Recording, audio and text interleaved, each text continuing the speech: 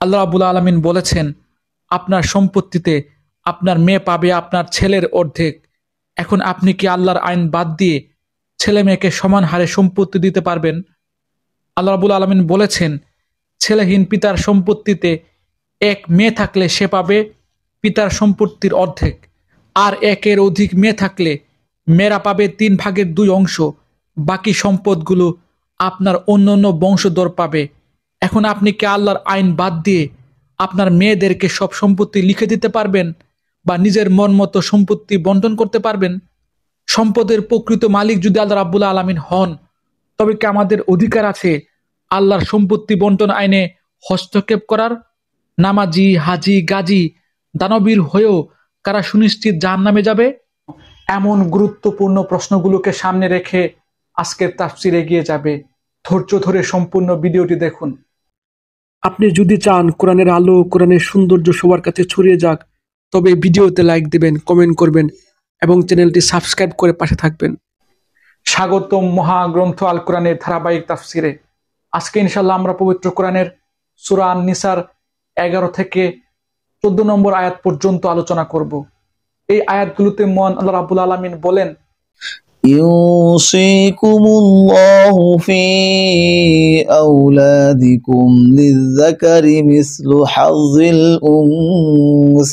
উনসায়াইন فإن كن نساء فوق اثنتين فلهن ثلثا ما ترك وإن كانت واحدة فلها النصف ولأبويه لكل واحد منهما السدس مما ترك إن كان له ولد فإن لم يكن له ولد وورثه أبواه فلأمه الثلث فإن كان له إخوة فلأمه السدس من بعد وصية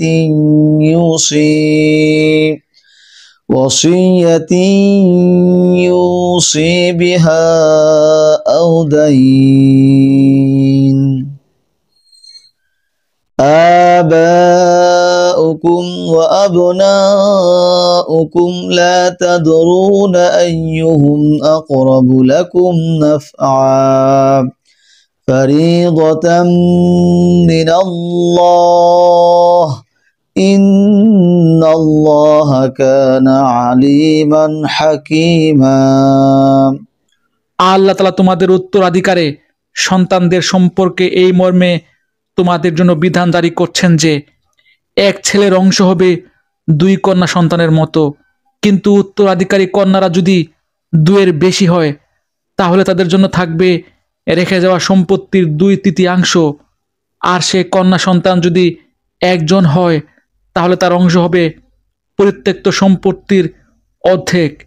মৃত ব্যক্তির সন্তান থাকলে তার পিতামাতা প্রত্যেকের জন্য থাকবে সে সম্পদের 6/1 অপরদিকে মৃত ব্যক্তির যদি কোনো সন্তান না থাকে এবং পিতামাতায় যদি তার একমাত্র উত্তরাধিকারী হয়ে থাকে তাহলে তার মায়ের অংশ হবে 3/1। যদি মৃত ব্যক্তির কোনো ভাই বোন বেঁচে থাকে তাহলে তার মায়ের অংশ হবে 6/1। মৃত্যুর আগে সে যে ওসিয়ত করে গেছে তার রেখে যাওয়া ঋণ আদায় করে দেওয়ার পরেই কিন্তু এ ভাগ বাটোয়ারা করতে হবে। তোমরা জানো না তোমাদের পিতামাতা ও তোমাদের সন্তান সন্ততির মধ্যে কে তোমাদের জন্য উপকার দিক থেকে বেশি নিকটবর্তী? অতএব এ হচ্ছে আল্লাহর বিধান। আল্লাহ তাআলা সকল কিছু সম্পর্কে ওয়াকিফাল, তিনি হচ্ছেন বিজ্ঞ পরম কুশলী।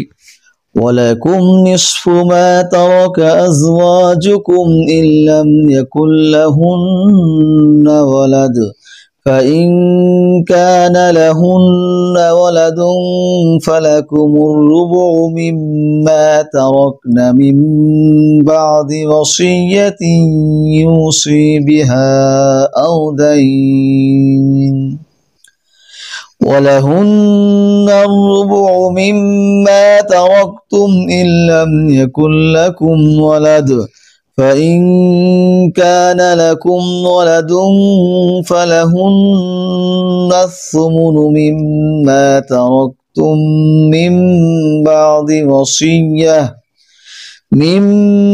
بعد وصية توصون بها أو دين وإن كان رجل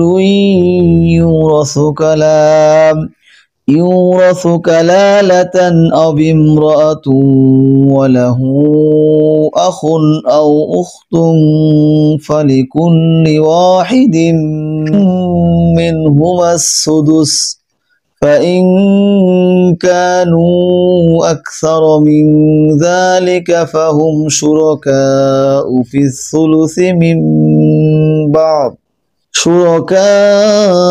في الثلث من بعد وصية يوصى بها أو دين غير مضار وصية من الله والله عليم حليم।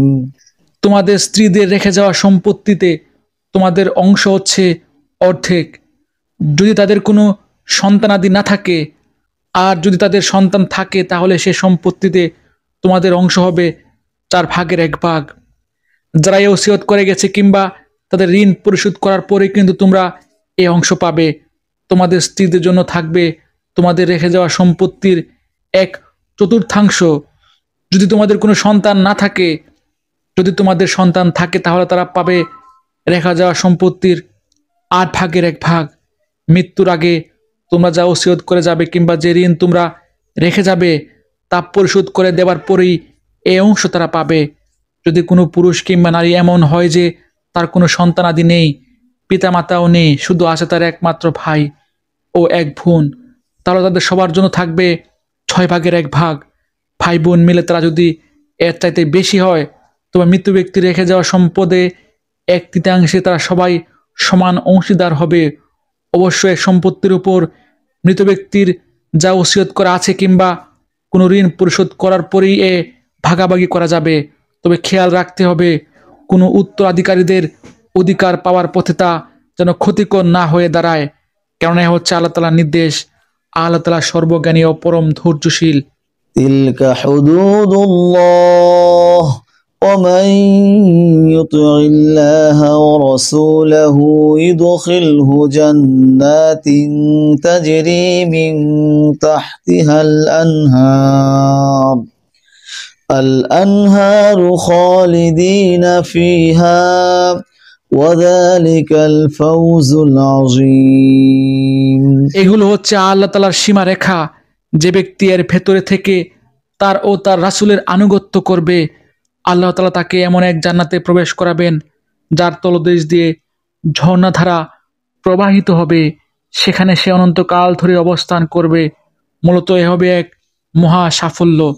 ومن يعص الله ورسوله ويتعد حدوده يدخله نارا خالدا فيها وله عذاب مهين।